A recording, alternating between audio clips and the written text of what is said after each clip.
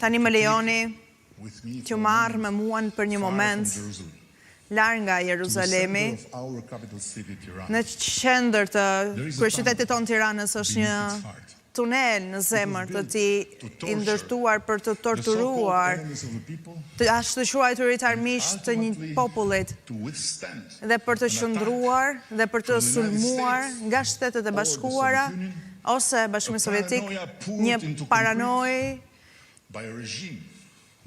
e shpërndar në tunel nga regjimi që theu çdo dritë, duke mbajtur njerëzit pengje në një burg me qell të hapur. Kjo gjithmonë ka bërë të ndihem international public figures or associations who rightly describe Gaza as an open-air prison. Por ata që e kanë cilësuar Gazën si një burg me qell të hapur, por nuk e identifikuan ata që burgosën vërtet njerëzit e Gazës. Ngatruan gishtin për aty ku gishti ishte drejtuar dhe përpasoj nuk mundën të shohin se ata që burgosën Gazën është Hamas dhe asnjë tjetër përveç Hamas.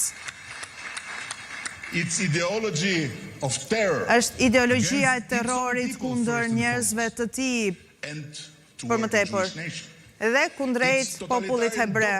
Është dogma totalitare që asnjë jetë palestineze nuk vlerësohet për ta jetuar derisa hebroi i fundit të shkatrohet, të zhduket nga sipërfaqja e planetit. Përpasoj derisa Hamas të shkatrohet tërësisht, miliona të burgosurit e tyre nuk do të jenë asnjëherë të lirë për të jetuar. Sot ai tunel në Tiranë është transformuar në një hapësirë të dedikuar për viktimat, për ata që fillimisht ndërtuan tunelin. Dhe unë shpresoj me gjithë zemrën time se pak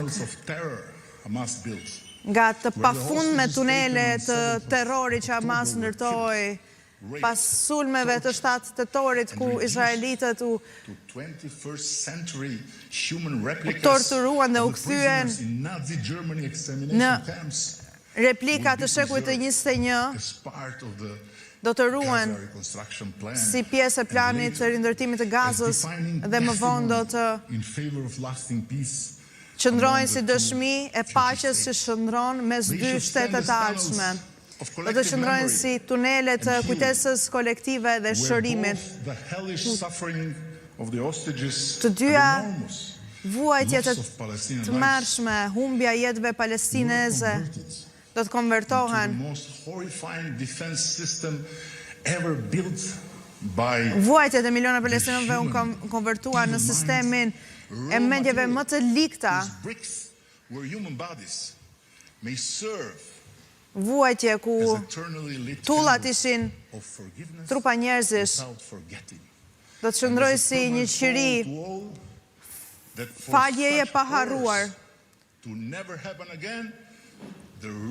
që horroret të tjera mos ndodhin më kurrë, rrënjët e shkakut duhet të pastrohen.